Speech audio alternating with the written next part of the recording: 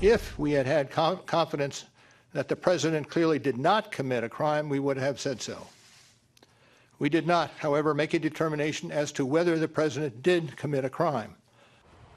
So that was Special Counsel Robert Mueller breaking his silence in the last hour, saying his office couldn't charge President Trump with a crime because of long-standing guidelines of the Department of Justice. Those remarks appearing at odds with what Attorney General William Barr said a few months ago, you remember, when he first addressed the release of the special counsel report. Here's what he told reporters then about his conversations with Mueller. Listen. When we met with him, Deputy Attorney General Rosenstein and I met with him on March 5th. We specifically asked him about the OLC opinion and whether or not he was taking the position that he would have found a crime but for the existence of the OLC opinion. And he made it very clear several times that that was not his position. He was not saying that but for the OLC opinion he would have found a crime. He made it clear that he had not made the determination that there was a crime.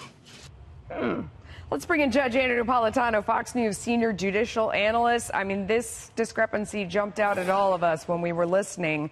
Is there any way to reconcile those two statements so that they both can be true? What Mueller said and what Barr said?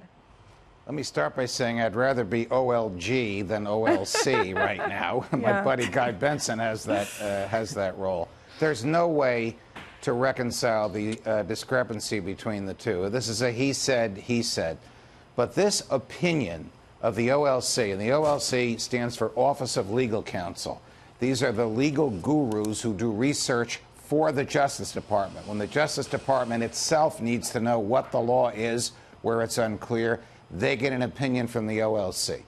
This OLC report is dated October 16, 2000, and it says that a sitting president should not cannot, should not be indicted while still in office because of material disruption to his constitutional duties.